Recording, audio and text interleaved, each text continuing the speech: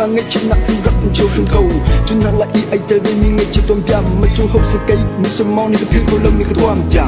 nụ bậc khát ta thu nam phát thì thu nào bia cũng đắp phải thì tôn cần tôn nàng man lên cái ta nàng man lên cũng đắp thì tôn ni phát tin tê bậc chung lâu bia cần đắp y cầm tôn chú bậc cầm nào cho tu khơi hẹn ăn gian thì chẳng ai ở tây bộ hít thì hin nam về đây na cần tôn cái cần tôn nặng cho khuya thì dung thùng bắc càng đắp tôn nàng nên đột nặng từ chú ray phân xì ca bằng na cần tôn nên tôn nặng phải trên miền châu cần luộc lòng thì anh chẳng và đằng xin na nên tu bông nước khai mai na cần liên tạm hắc cho tiền lung phim reload bắc na cần lem bạc là về lệ châu cầm hô ca nên ngay thêm màu men sẽ rõ tích mi cả trên lưng nên ngay thêm tình cho phôi tình hào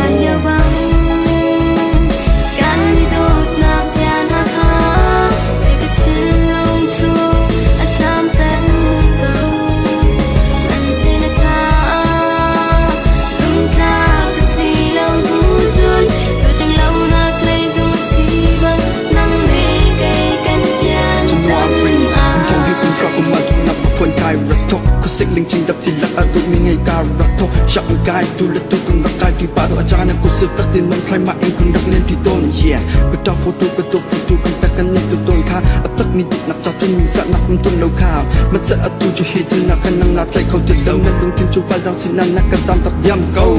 tu có xích January cho phù pin nên mùa phát suốt ai nó cũng nên cả tay tôn nạp cho việc tay nạp mùa chân chẳng ai nếu tiền tiền dọc chim lâu còn tụi mình tụi đang nghe photo cái cha tu cho xích sang tay thì mới photo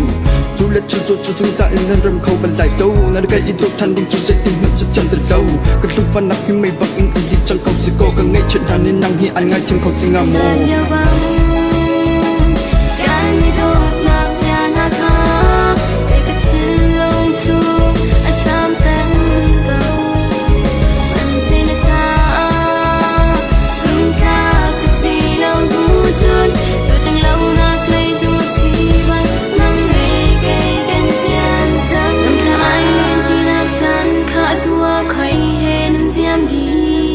nang helen chi to nak mun ha jong mit kha ma twang nam cha mai lên chi na chan kha tua khoi he nang jiam di